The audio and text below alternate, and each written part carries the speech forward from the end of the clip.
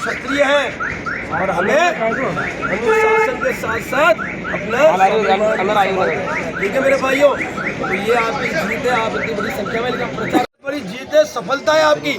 SDM ज्ञापन ले रहा है, आपके घर पे आके ले रहा है, वो एक अधिकारी है।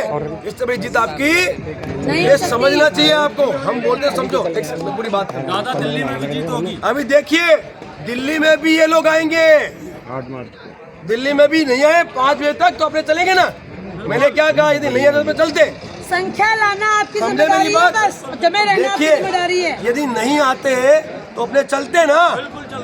तो आप ये समझो कि आपकी आवाज से उन्हें फर्क पड़ता है, इसीलिए वो आपके पास आए। ठीक है मेरे भाई, इसीलिए अपनी ताकत जो है वही दिखाओ, जिनको दिखानी नहीं हमें। अगला खुद आ रहा है, अपना खुद समर्पित होकर आ रहा है। साहब मैं आ रहा हूँ, आप मत आओ साहब। इससे बड़ी जीत होगी क्या आपकी? वापस लो, वापस लो, वापस लो, वापस लो, वापस लो, वापस लो, भाजपा तेरी तानाशाही नहीं चलेगी, नहीं चलेगी, भाजपा तेरी तानाशाही नहीं चलेगी, नहीं चलेगी, मोदी तेरी तानाशाही नहीं चलेगी, नहीं चलेगी। ऐसे प्रोग्राम हो, आप लोगों से हाथ जोड़ के निवेदन है, आप लोग अपने आज किस मुद्दे को लेकर आप प्रेस वार्ता कर रहे हैं? यूजीसी रेगुलेशन एक्ट 2026 उसे रोल बैक करवाने के लिए स्वर्ण समाज समन्वय समिति, जिसका गठन किया गया है सामान्य वर्ग के सनातनी जो संगठन हैं, उन संगठनों के प्रमुखों के द्वारा 8 मार्च को दिल्ली रामलीला मैदान में दोपहर 12 बजे एक महा आंदोलन का आयोजन है।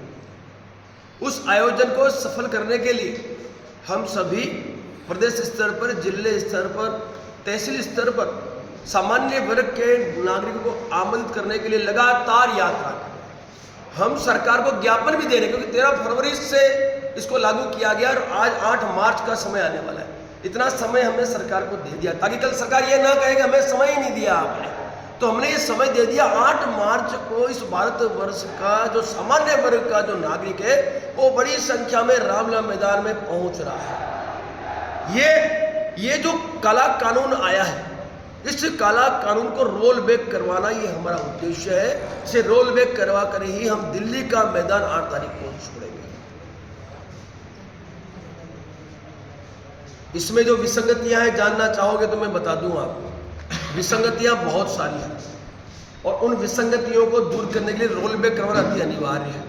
सबसे बड़ी विसंगति यह है कि इन्होंने संविधान के आर्टिकल 14, 15 और 21 का सरासर उल्लंघन किया है और सुप्रीम कोर्ट ने स्टे भी इसलिए दिया है।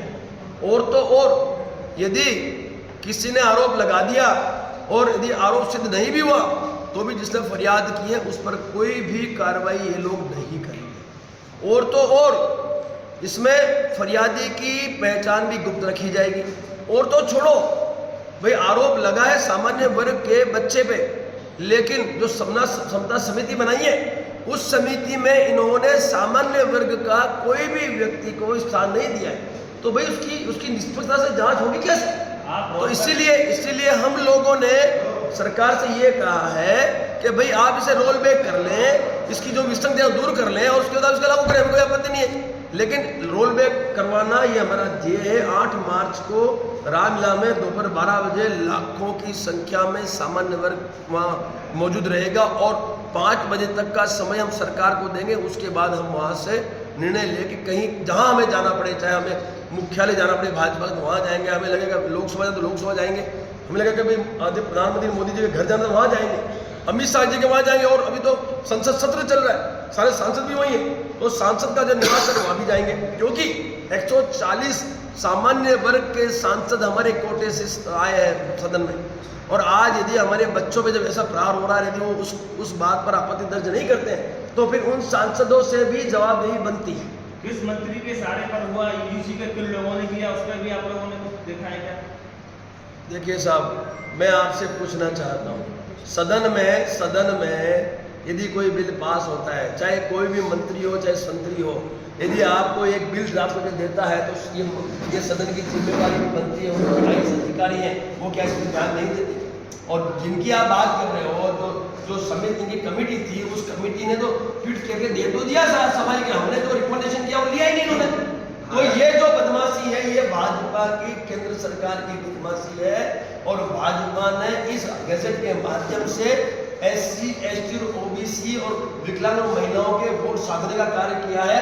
मैं पूछना चाहता हूँ भाजपा से, क्या इस देश का सामान्य वर्ग का नागरिक जो आपको सीट से आया है, क्या उन्होंने आपको मतदान नहीं किया? क्या इस सत्ता में आपको स्थगित करने क्या भाजपा को इन सामान्य वर्ग के नागरिकों को योगदान नहीं दिया है क्या?